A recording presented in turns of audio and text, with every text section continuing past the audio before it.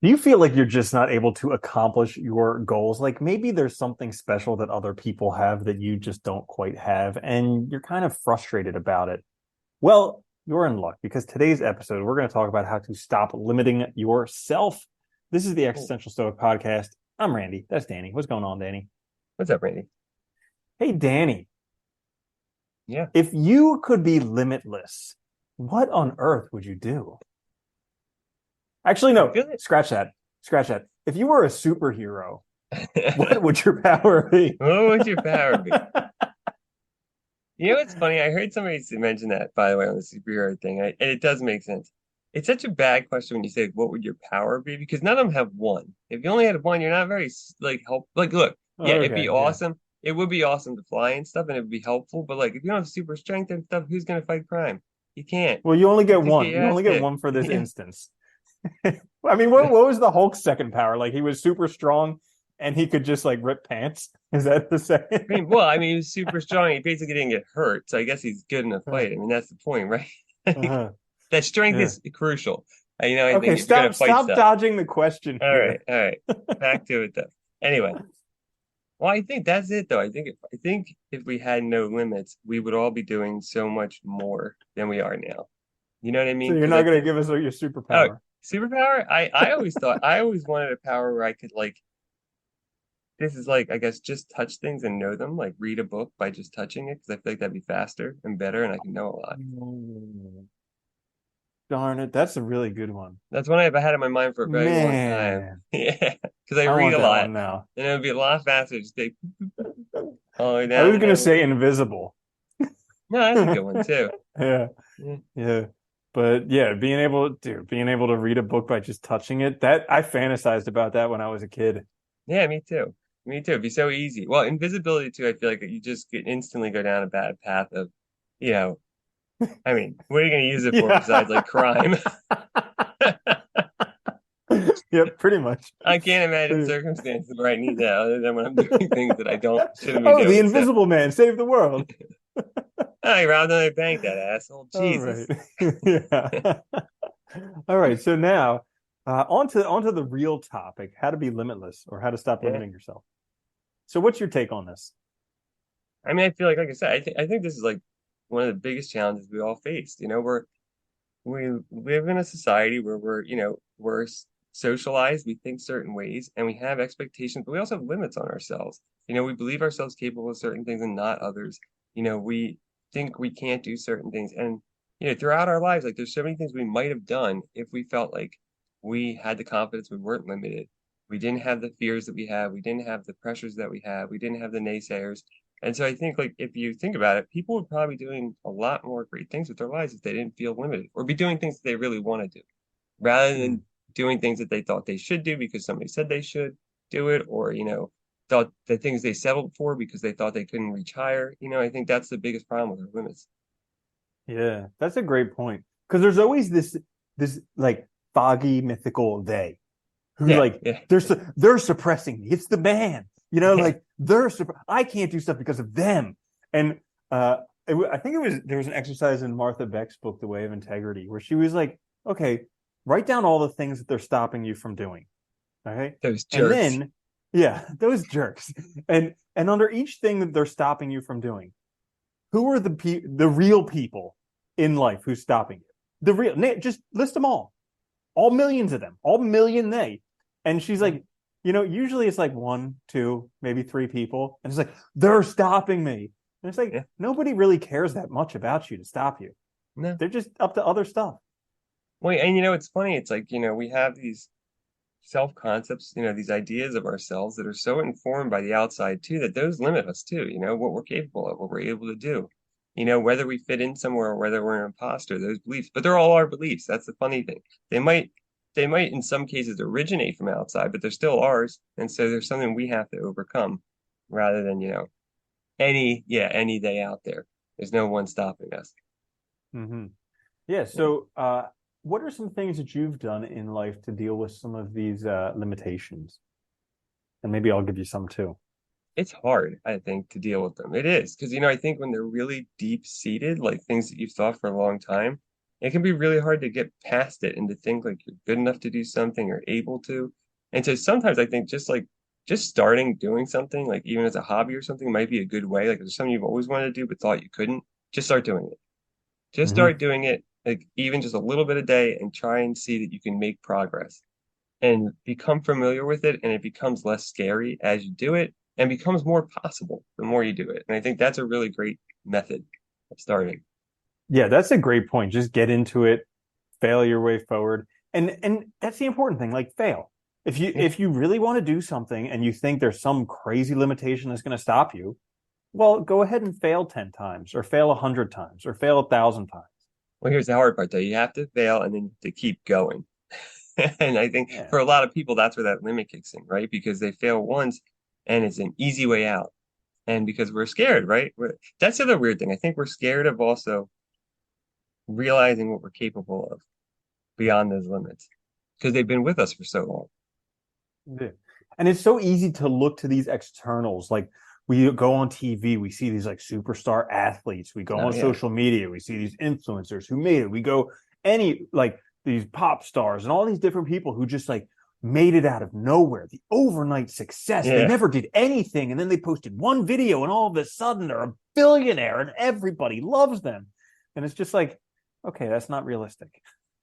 Yeah. Not at all. Oh, that's another good one too. Is also like, you know, find people you admire that are doing that thing and actually look at their life.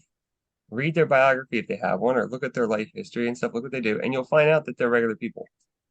They have problems Yeah. too. You Oh know? my gosh. I'm glad you said that because that is such a really good one.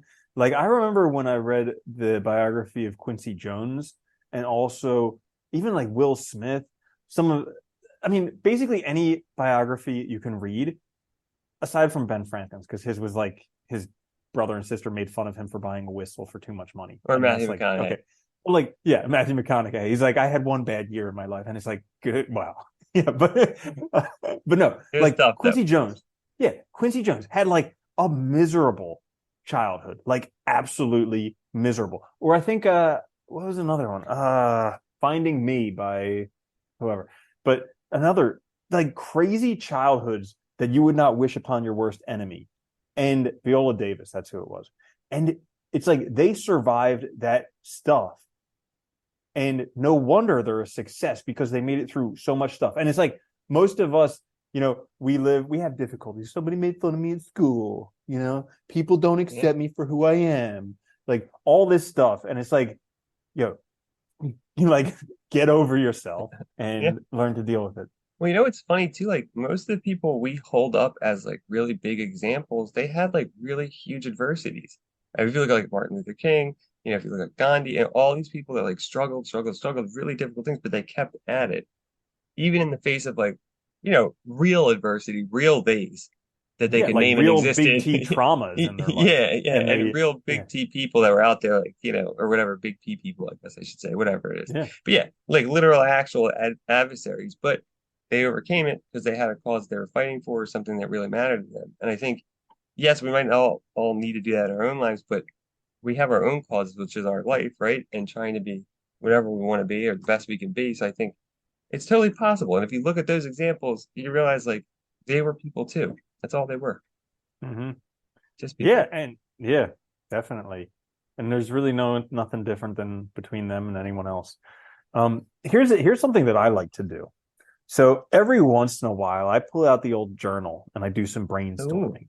And I like to ask a couple questions. I like to ask one, if I could do anything, if there were no limits, what would I do? that's a good If I question. had all the money in the world, all the time in the world, all the intelligence in the world, all the connections in the world, everything, what would I do? And then I also like to ask, if all jobs paid the same, what would I do to fill my time? What job would I take?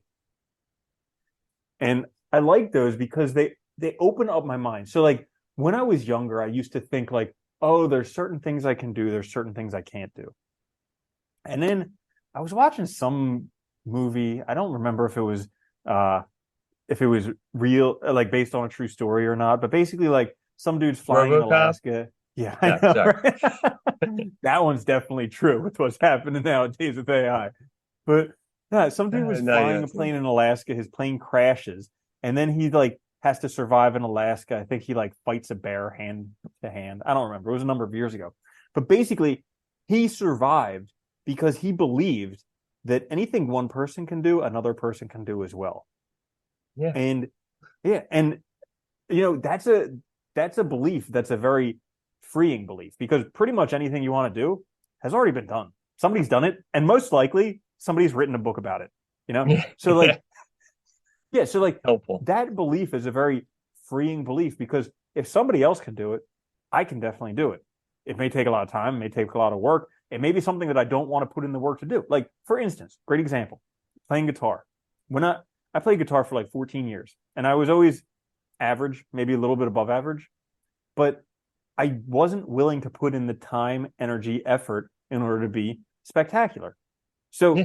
yeah, I could be an insane guitarist, but I'm not willing to put in that effort. And that's why I'm not. But you know, it's funny, the things that we are willing to put the effort in, we're naturally like drawn to them. You know, they're different than just our hobbies and the things we're passionate about. We'll end up putting the time in because we want to anyway. And I think that's a good way also to find like what you're interested in is just the things that you keep getting drawn back to, even when you don't do them, right? Like it just keeps coming up in your mind, keeps coming back. That's why I think like the journaling is a great method because you can actually hopefully discover those and make those more conscious rather than something that's just kind of in the background that you're not thinking about. Going, yeah, it's funny too. I think like a lot of us too. I think age helps a lot too because I think like when we're younger, you know, you listen to like, your parents and stuff who might have other reasons for recommending things. You know, maybe it's something they want to do. Maybe it's like they want to be proud and they'd be very proud if you were X, Y, or Z, or maybe they're thinking about whatever practical things or something. Who knows? But like it gets easier, I think, as you get older too, to kind of see that everybody's just people and you can do it. I think personally, one of my hard things too is like I think like you know changing careers or changing what you're doing later in life feels very hard when you start because it's like I'm starting over from zero. Everybody else has had X number of years, maybe a decade or more to like do this thing. How can I possibly do it? But then like when you really look at it, you realize, well, one, I'm not at zero because I have all my experiences, so I do have stuff to bring to the table, and it's totally still possible. You just have to do Mm-hmm. it. Like if you want it, you can make that life. It's not impossible to do. Mm-hmm. Yeah, I mean, I just had that experience recently where I went from something that I knew so well that it was pretty much autopilot to being a complete noob, pretty much. Yeah. Like back when I was working as a veterinarian, I didn't enjoy the job, but I was very good at it. And I mean, like just hearing what an animal was coming in for, I pretty much knew what was wrong with it. And that's kind of a dangerous double-edged sword because you don't want to get too far down that road because you'll Too just start cocky. diagnosing the wrong stuff. Yeah. It's this. But yeah, because you'll start seeing stuff that's not there to verify your own Yeah. diagnosis. But also, like, I didn't have to look up any medications and any medication dosages anymore, just because like I've been doing it for so long that I knew all that stuff. So the job was basically I was on autopilot most of the time. Isn't that And funny so though? I think now, that I think that with yeah, teaching too. Like when I first started, it would take me so long to get my courses prepped and stuff. Now I just go, I don't even carry notes with me or anything. Just go and do it. It's like so easy. It's just like it's all there in your head, so you don't have to worry about it. And it gets hmm so simple. Yeah. Sorry, go ahead. Back to your story. yeah. And so now starting over something new, it's scary because all of a Yeah. sudden I'm back at square one where I'm the noob who knows nothing. And I'm gonna make mistakes and fail my way to success, you know? That's the biggest scary. That's the other scary thing that I think, and one of the biggest limits on us is like we get to that point of comfort where we get to the point where we're doing it, we're so used to it, and it's like imagining getting to that point with something else seems so hard, and then it's like, should I give this up? Even though I don't like it, should I give it up just because it's so easy? And it's like, yes, you should. Like, yes, but that's the scary thing, right? That's the other limit is like the fear that you won't be as good in the other thing, or it won't be, you're walking away from something that's easy and, maybe that's problematic, who knows? Yo, that's another big limitation, the sunk cost fallacy. So, like, Hmm. this is something that all the time when I tell people I used to be a veterinarian, they're like, what do you mean used to? I'm like, yeah, it was a job I didn't like. I do Technically, you're different stuff still, I now. mean, I guess you're Yeah, still a technically I veterinarian. still am, but like, I don't practice anymore. And they're like, what do you, isn't that a whole bunch of school you have to go through? And I'm like, yeah. And I also worked 10 years in emergency and like did all this stuff. Like, Yeah. yeah, it was a lot. And they're like, why would you stop doing that? And it's like, I don't like it. They're like, yeah, but you were a veterinarian. Why would you stop doing that? And I was like, did you not just hear me say I don't like it? Like, and they're like, yeah, but a lot of school. And I was like, yes, it was a costly mistake. I get it. I went 250,000 into debt. I put Thanks for a lot of reminding me. schooling in there. Yeah, I get it. But it's like the idea that just because you've made this mistake for so long up until now, you can't correct it or you can't change it or you can't try something different. Well, that's it, right? It's the belief that you put in this time, that's it, you're stuck. And I always hated that notion because it's like it feels like you are, and it does feel like you're trapped sometimes, right? It does when you're in it because it's like it feels impossible that you could ever get somewhere else, have the time, find a way to do it. There's always a way. And it feels so much better when you make the decision. But it is scary making it. And I think sometimes you just have to sit with that fear too and face it and keep coming up against it till eventually you get past it and you're able to like, Mm-hmm. start doing the new thing. But yeah, it's so funny, right? Like, why would you keep doing that if you hated it? It's so like, oh, I'm gonna be miserable the rest of my life because I put some time in, It, you it's know? when you think about it, it's like, yeah, but you wasted 20 years of your life doing it. You should waste the next 50 Yeah, years of your the life. rest of Like, your life doing it. Be it's unhappy like forever why? because you put some time in, damn it. Yeah. It's funny. It is Uh-huh. funny when you think it, but that is how people think, though, and it's that fear. But that's the other thing, too. I think if we were living a few hundred years ago, it might be different because our life expectancy was way shorter. And Yeah, like chances 30 are, years old. yeah, and I your would have options, died 10 yeah, years ago. yeah, I would have been dead already, rested. And your options, were way less, too, I think. The opportunities you had were way less because, not everybody was educated, not everybody had access to stuff. It was just a lot harder. But now things have changed. And like, we also live way longer, where like most people are going to be working, well, especially now, they're going to be working well into like their probably 70s. So it's like, think about that. When you tell yourself, do I have time? You do. You have a whole nother lifetime to change. And I think Mhm. the other thing that really helped me too was thinking about like, when you go to school when you're younger, you do all this stuff, you put time in, but you're an adult now. You're probably better at learning, probably better at managing your time, better doing a lot of things that'll make it faster too and easier to acquire the skills. You have the life skills, you have all the skills that are also sort of soft skills that are necessary for anything. And they'll apply too in any new field or new endeavor. Mhm.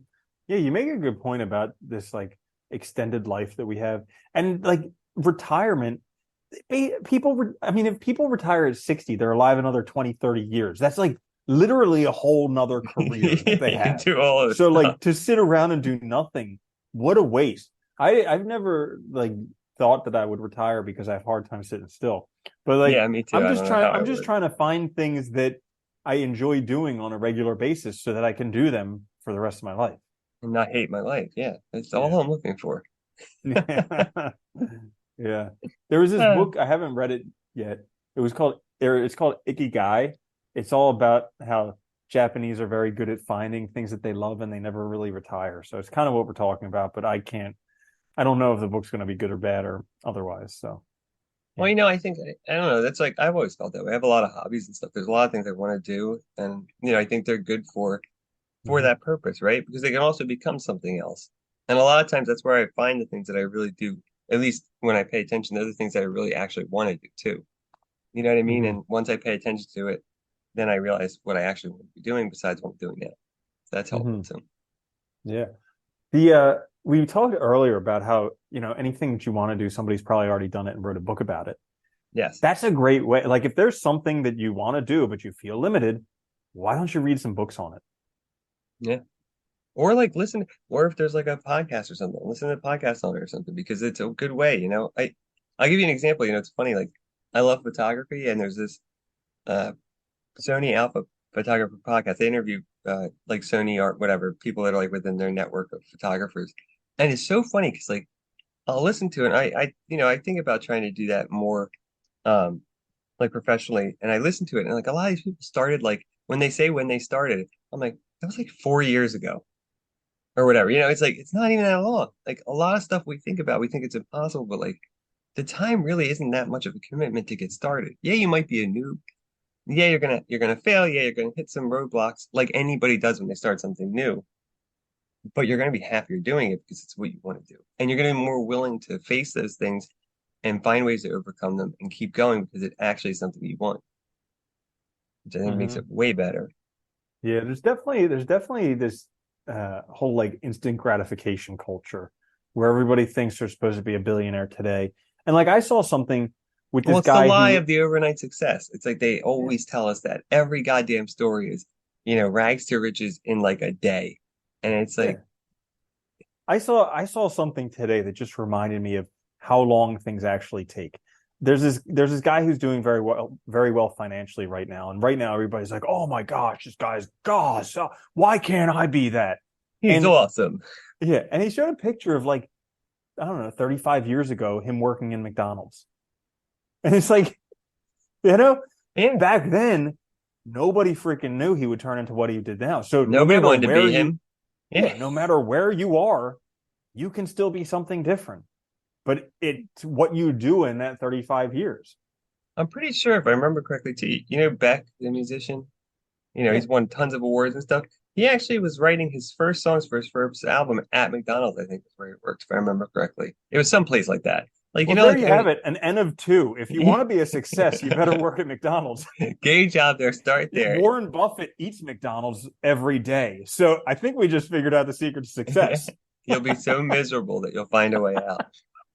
That's actually, yeah, Yeah, there is a actually, truth that is there. a brilliant, very, very true. So, like, when I was a veterinarian, it was miserable for me, and I would do anything to get out of it. Especially, I had this one boss, I could not stand her, and like she made my skin crawl. Like Ugh. anytime she called, she came in, anything, even people said her name, and my skin would crawl. Like that motivated me so much to put in so much extra effort to do anything else because I knew that I did not want to stay there. Well, it's funny. It's like that's the truth because like I in my own job too, like I had thought about it and thought about switching and stuff earlier, but it wasn't until things got like till the organization, the structure of the institution got bad that I really just couldn't take it anymore. And then that really motivated me. But it's like I didn't have to wait to that point. And in some sense, like, yeah, it would have been better if I didn't, but it was a good motivator to find that time to make the changes. And I think if you're really unhappy with where you are, start making the changes and like they don't have to be big, but like you'll start to see how much better you feel doing the other thing and you'll start to find time for it. And like, before you know it, you'll be on your route to doing that thing. Because Yeah. sometimes it is. When we're up against the wall, sometimes we figure out things faster. It's the truth. Like, Mm-hmm. eh, Absolutely. And I'm such a big fan of the compound effect because it's like you just need to do small little things consistently over a long time. That's it. You don't the big changes in your life don't come from these big shifts. Most of the time it's just from a small little shift over a long period of time. Like they say that if you do something 5 minutes a day, it's better than if you do it 3 hours one time a week. And so you're saving a boatload of time there, but it's the consistency that helps you learn it and helps you do it. And so, like now in my life, when I try and do anything new, like because I know it's one of the gifts of getting older that like I can see what I've done in the past and what's worked and what hasn't worked. And I know I am very like upfront. I put in a lot of energy, a lot of effort, way too much, and then it's hard to continue that on. So I intentionally, when I start something new, I throttle myself to what's the absolute minimum that I can sustain over a long period of time, the absolute minimum, and that's all I do. And so for the first couple of weeks or couple months, I'm like chomping at the bit, like, come on, I want to do more, but I yeah, can't because yeah. I know after a few months are over, that's all I'm going to want to do. So I try and do the bare minimum possible to be able to do it over a long period of time. It's a good method though, so you don't wear yourself out fast and then you just stick with it. Yeah. Mm-hmm. And once and you're right, doing something every day too really does help. And I think too, with our limits too, going back to like what we were saying earlier, they are just beliefs. That's all they are. They're just beliefs we have about ourselves, about our capabilities, about where we fit in the world. And sometimes the only way to get over them too is to first acknowledge them, face them, and also ask yourself where they come from. Like I think journaling can be super helpful here, or talking to someone if you have a counselor or something you're talking to, or whatever, that can also be helpful. But like getting clear about what is like, why am I not doing this? What is actually preventing me? Write it down. What am I scared of? What are the roadblocks that I might face? And then you can start asking, well, given all those things, how can I do it? And you can start changing how you think about it, how you think of yourself, how you think of your fears, and realize they're just things they're just obstacles you're placing in your own way. I like that. I did that this past week where there was something that was really stressing me out, and it was an irrational thing too, because I knew rationally in my brain it Stupid, wouldn't be a irrational problem. stuff. I Yeah. know, right? What is it doing? Uh, so like I knew rationally I could handle it because I've handled it a whole bunch of times before. But like there was Yeah. this thing in like deep down in my brain where I was just like completely stressed about it. So I, like you were saying there, I wrote down like, what am I so scared of? Because without writing it down, I wasn't able to really like nail it down and figure out what it was. And so after some writing, I figured out exactly. I mean, it didn't even take. Literally, I wrote, "What am I scared of?" And then the next line, I wrote exactly what I was That's scared what of. I'm scared But, of. but like, Once I admit it to myself, yeah, I it know. is. Once I wrote it down, it was literally like, okay, so I'm scared this will happen. What can I do about it? And Yeah. literally, 10 minutes later, all of that stuff was gone. But that is the weird thing though, is like at least I mean that's my experience too, is like 99% of the time, like it's something that's vague until I actually sit down to face it, and then it's very clear because I know exactly what it is. I'm just not admitting it. Like most of the time we make it like when we don't admit what it is or don't acknowledge it, it's this vague thing. But you do know what it is. And it could be anything. I mean, sometimes it's being afraid of success or being afraid of just change. People are afraid of change. It's true. Like, like imagining a world where it's different. It's like, do you ever like I know plenty of people who were in relationships for too long, right? And part of their fear was that they were afraid of like the world without that normalcy. Even if it wasn't good, it's still normal, right?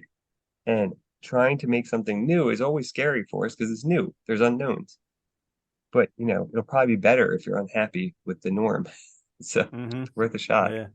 Yeah, I always try and remind myself that I'm gonna die. Like, We are gonna die. how much longer do we have? So I just remind myself that I'm gonna die and be like, you know what? All of this stuff, I know, like I always say, 100 years we're all gonna be dead. But like realistically, it's gonna be a lot more soon than that. And so, Yeah.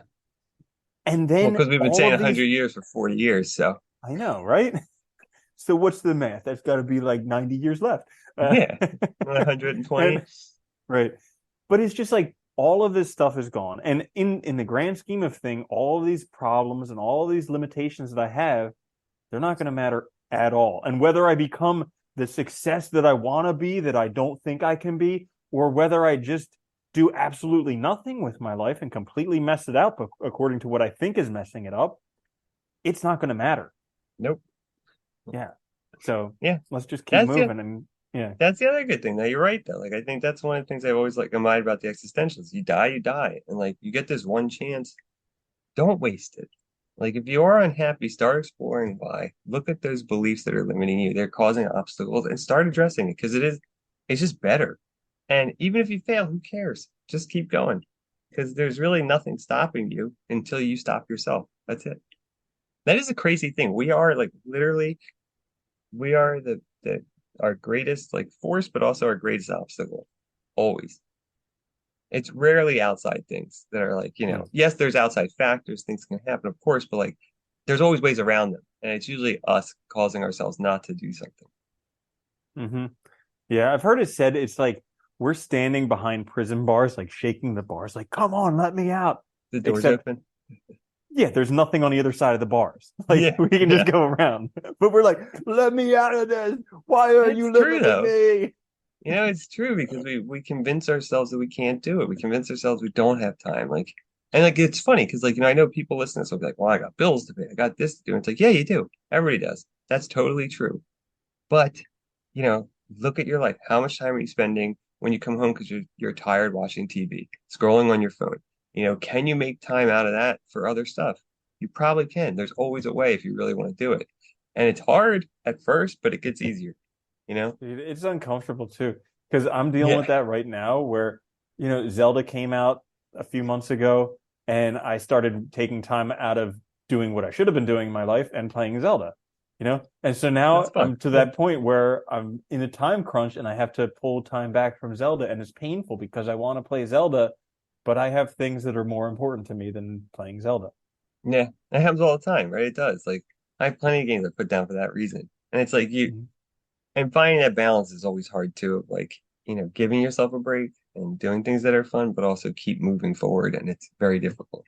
It's not easy, Hmm. but I think, it is funny that like I think when you start to break down those limitations, those beliefs though, things do open up in a way that they were not open before. I see it in my own life. Like I feel like there's more possibilities now than ever, and I'm 40 and I've already had a career. You know what I mean? Like it's interesting because it's like you just open up the world to yourself and it's cool.